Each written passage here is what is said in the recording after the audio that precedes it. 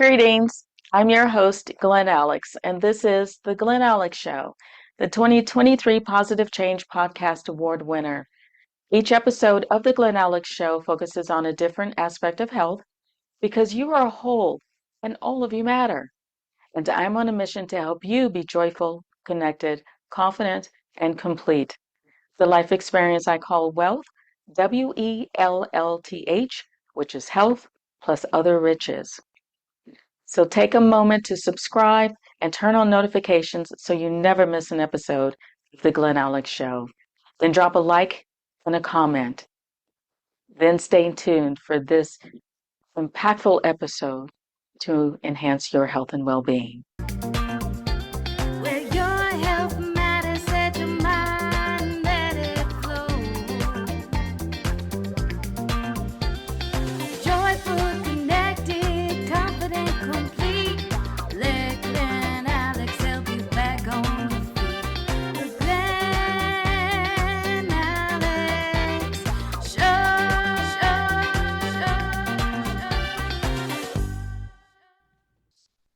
Please help me welcome my guest, Gabor Kadas, CEO of Friending Inc. He has the clear mission of addressing the social isolation epidemic, recognizing the crucial role of loneliness in mental well-being and in overall health. The Friending app strives to nurture genuine connections with face-to-face interactions and shared activities as the foundation for lasting friendships. And the Friending app stands out as the sole social media application that verifies its users, ensuring a secure environment and eliminating fake profiles. Gabor, welcome to the Glen Alex Show.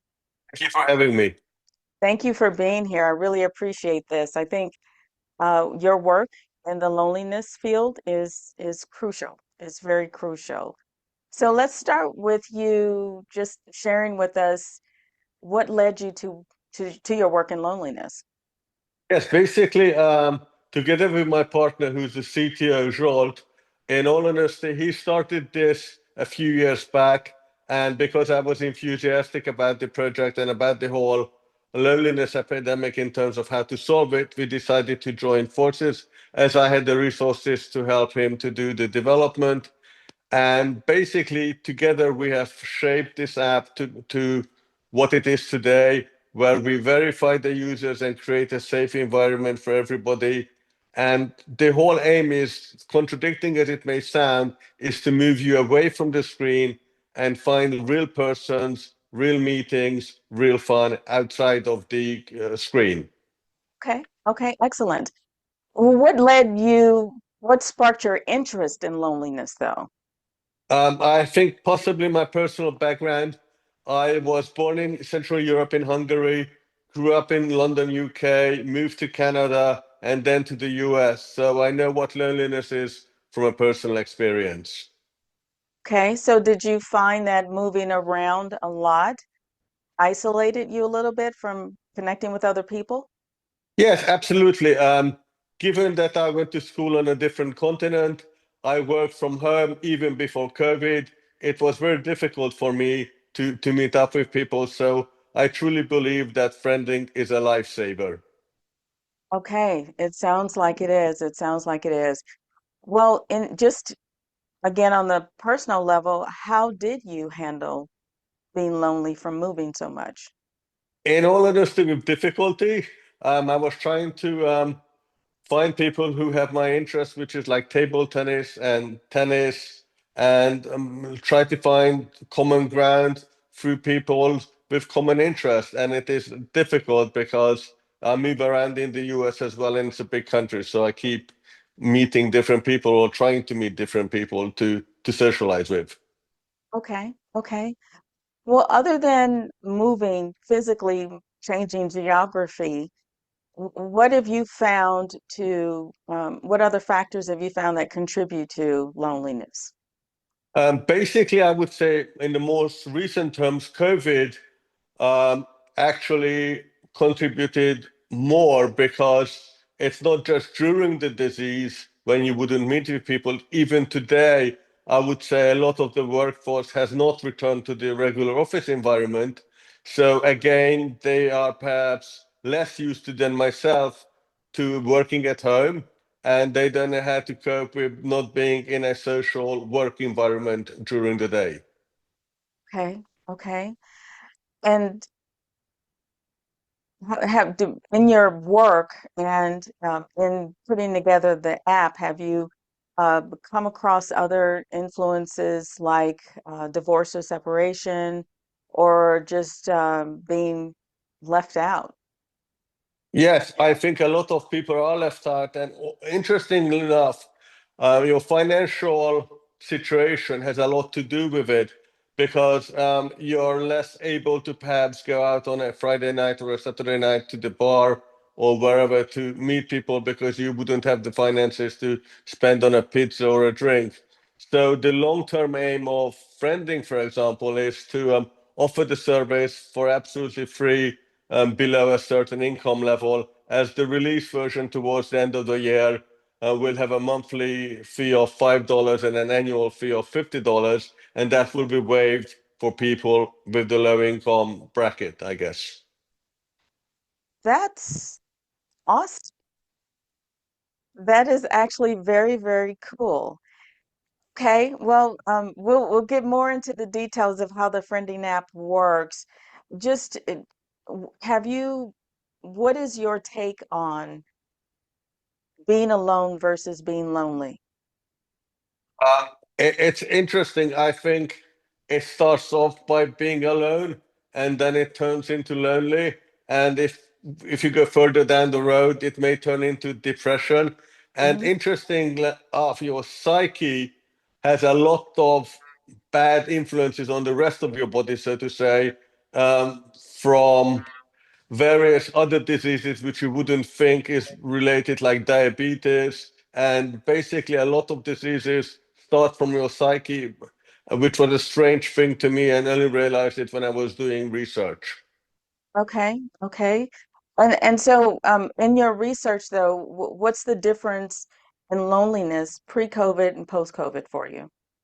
A lot, because people who work in an office environment before, who always worked in an office environment in their life, suddenly are stuck at home, perhaps in front of a laptop or a screen all day. And instead of real personal interactions, they are stuck in Zoom meetings and don't leave their homes for days, which has a terrible, terrible effect on you.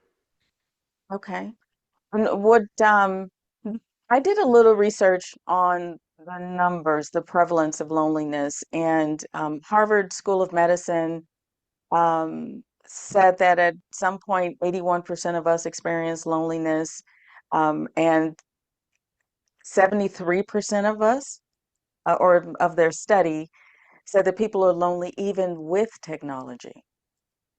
Yeah, that is, I think technology is a major contribution to loneliness because you think you have friends because you have, I don't know, likes or whatever on Facebook, and you have not met the individuals. In fact, the economy is suffering about $150 billion a year because of how people are depressed or not really up to work, even though they may go into work. And about 16 million people in the US say that they are lonely. So technology, I think, is a major contributor to loneliness. However, the technology used correctly is also the way out. Okay. And friending is a way out. Hopefully, yes, because it actually forces you to get on with your life in the real world. You can only become friends if you actually met that individual in real life and your phones are next to each other. So we're trying to force you off the screen and into the real world because people belong to the real world. They don't belong in front of the screen all day. Okay. Well, that brings up an interesting question for me because there's, AI is on the rise. And so, from my understanding, some of the AI technology is programmed to reflect to you back what you want, think, and need, and not open you really necessarily up to something new. So, if authentic connection is in person, human to human, What's your take on AI becoming friends or creating relationships for people? Um, AI or the whole technology of internet is, let's say, 20, 30 years old. The human evolution has been programmed to meet with real people because there was no internet, there was no AI. So you may have, quote unquote, a friendly conversation with an AI, but your mind knows it's not a real person, so it's not going to react to the same way. Your body, your psyche is not going to react the same way as if you were having that conversation in a coffee shop, for example, with a real person. Okay, okay. So other than you mentioned before, and I saw this in my research too, that loneliness does contribute to depression. It also contributes to other um, physical ailments like heart disease and stroke. What tips, do you have any other tips for people who are experiencing loneliness other than that person-to-person interaction? And the only way to overcome loneliness is the person-to-person interaction. How you find that is obviously up to you, whether you go out, whether you just walk on the street, or try a more effective way, perhaps using the app. But there's no solution to it. I mean, as I said, the human beings are programmed to be a um, social being. Even in the Stone Age, they were in groups. So from the day one, they were in a social environment, and that cannot be replaced by a screen. Okay. So this may be a question for you. What is the difference between the friending app and a dating app? Um, in some form, I think people are less pressured to find friends. And I would venture to say that most, I guess, friending relationship or romantic relationships start with being friends. So there's nothing stopping a relationship turning into more, in terms of not just friends, but a more intimate romantic relationship. But I think the pressure is less because Okay. you're not seeking a romantic relationship. Also, there is more common ground because you start off as friends with common activities, and you're not just looking at how the other person looks and behaves, you're looking at the person as a partner in doing something together rather than a romantic partner. Okay. Okay. No, and when you and I were first spoke, you had mentioned that the friending app requires users to meet someone else in person within 30 days. Yes, that's What, correct. okay, what happens if they don't meet within that 30 days? Yes, let me expand on that. Basically, Okay. the way friending works is that you can send a few messages between two people to get to know them somewhat. After that, one of you have to send what is called a friend request to the other person. That friend request expires in 30 days, which is not the end of the world because you can resend it. Okay. However, basically you need to meet in person to become friends. So you send a friend request, and then basically if you meet in person in 30 days, that friend request automatically turns you and the other person into a friend. So it is important to meet in person. That's the whole crux of the matter in terms of friending. Okay. Okay. So does the app suggest places to meet, or is it based on their interests, or are there any safety parameters for meeting a stranger in person? Yes, there are several things that we're trying to do to make it safe as possible. The first one is each user, once we actually launch the app, gets verified. That's why there is a fee for the app by an Okay. app called Persona, which is a third-party app that has nothing to do with us. You will need your typically driver's license and a selfie to get verified, so there is no fake profiles. Secondly, once you meet, if you feel uncomfortable in the meeting, you can actually hit the screen of your device 3 times, And what that will do is, depending how you set it up, it could alert the police, it could Okay. alert a friend of yours, or could alert somebody in the neighborhood who has the friending app and come and go and help you. So we're trying to emphasize safety because you are meeting a stranger after all, and although he or she has been verified, you don't really know who he or she is. Okay. That is awesome. I think that's so cool. Okay. Now, as far as verifying, when I read that the friending app actually verifies real people, I I was excited about that because I do have clients who are using some of the dating apps, and there are a lot of fake profiles out there. So what encouraged you to do that part? Simply because the dating app marketing or scenario, in my mind, is wrong. Because the value of a dating company typically depends on how many users they have. So it is not in their interest to make sure that those users are real. So I don't have any statistics. I don't know if anybody has, but they're definitely not saying how many fake profiles are there on a typical dating app. My guess is from 20 to 40%. And we have a totally different logic. We believe that people will um, come onto friending because they know it's safe. So it may have a slower growth period, but once people realize it's safe, that is when they will start using the app. Okay. Okay. That sounds, I really do like that piece because safety is important and knowing who you're dealing with is crucial to stay safe. And as I said, there are a lot of fake profiles out there, or people will pretend to be something that they're completely not. So thank you for doing that part as well.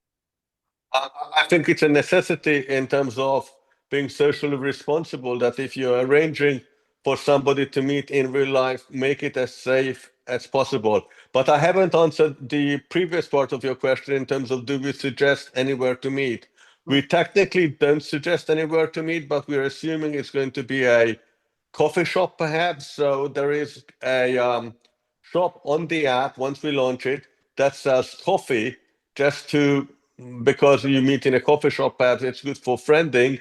The coffee is also called friending, but the interesting part and the unique part is there is a QR code on the packaging which will allow you to send a message saying a thank you message or send a music or video or whatever you like to the other people who you're sending the coffee to. Okay. Okay. Very good. Very good.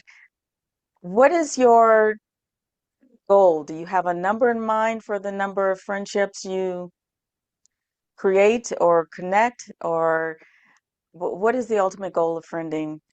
The ultimate goal of friending basically is to make sure that everybody is happy and found somebody to do activities that they enjoy together. Um, we're looking at, as I said, just 60 million people in the US. If 10% of that actually reaches out to friending, I think it's a good start. I think it's a great start. Any group activities on friending? Basically, there's a list of activities that you like called what is called an Are You In card. But if you don't find the specific activity that you do, you can always add a new activity and expand that list. And also, there's a personal wall, I guess, where you can say, hey, I have added that activity. Is anybody interested in rock climbing or whatever that Okay. activity happens to be? Okay. How about you just um, minimize the activities to tennis? Just leave it at only tennis. Yes, tennis is fine.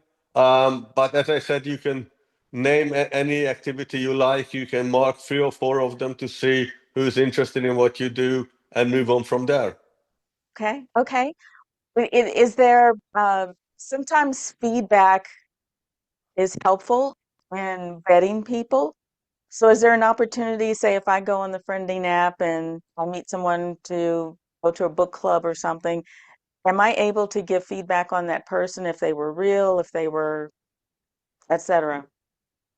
Yes, currently we are debating that. We're not have a clear consensus of should we or should we not, because you could be biased because you didn't get on with that person. So Okay. um, we allow you to give feedback on the app, but I am not sure it's 100% good idea to publicly give feedback. I think our inclination at the moment is to allow feedback, but not being visible to other users. And once we collect perhaps a number of feedback on a person, then we could decide, what to do with that. But I don't think because you were unhappy with a single meeting that should tarnish the individual you have met with. Right, right. No, that makes sense. And I was actually thinking about feedback just for the friending developers. Yeah, I could say, well, this person was 20 minutes late. This person didn't show up at all. This person stuck me with the bill, just so you kind of know what kind of individuals, users you have. yes, as I said, we would be able to read the feedback, but it will not be visible to Okay. other users. Okay. Excellent. Excellent. What else do you want us to know about loneliness and the friending app? Um, Try to do whatever you can to not to be lonely. And I think the friending app, which is available in the App Store in the iOS or from our website, friending.com, is a great way to start. And please spread the word because it's a new social media app. It's not even launched, it's in beta, but we're hoping to launch it at the end of the year, and we would love to have more and more users. Thank you. Okay. Okay. Well, if anyone has any questions, can they reach out to you personally? Yes, they can contact us through the um, website or through the app, and we'll respond. Okay. Okay. Excellent. Excellent. Now, is there any one takeaway or nugget you want the audience to have? Basically, try to get out of the situation you're in, and Friending offers a safe, secure environment to meet people in your neighborhood with the same interest. Okay. Excellent. Excellent. Gabor, thank you so much. I really do appreciate your work because loneliness is a social epidemic, and the more connected we are individually, I think that will help us create a bigger collective of healthy people. So thank you. Thank you for having me, and I hope I was able to help people. I, I hope you will be able to help people today and going forward. Thank you. Thank you again for tuning in to this episode of the Glen Alex Show. We really hope you learned how loneliness affects mental and overall health and what you can do if you're experiencing loneliness. Please like, subscribe, and share this episode. Refresh your spirit with a nourishing thought.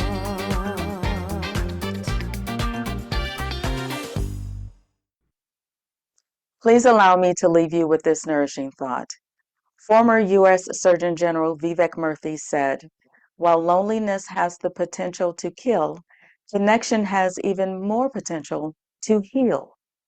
We humans have a need to socialize, to relate to other humans on a deep level. Connection. Loneliness is the absence of that connection. Factors influencing loneliness are being excluded, divorce, separation, social isolation, frequent moving, political divide, experiencing yourself as being very different from others and not being seen or heard. Please understand, though, that there is a big difference between being lonely and being alone. In fact, many people do enjoy their alone time, myself included. And it's even possible to be lonely around people, as I did in my first marriage.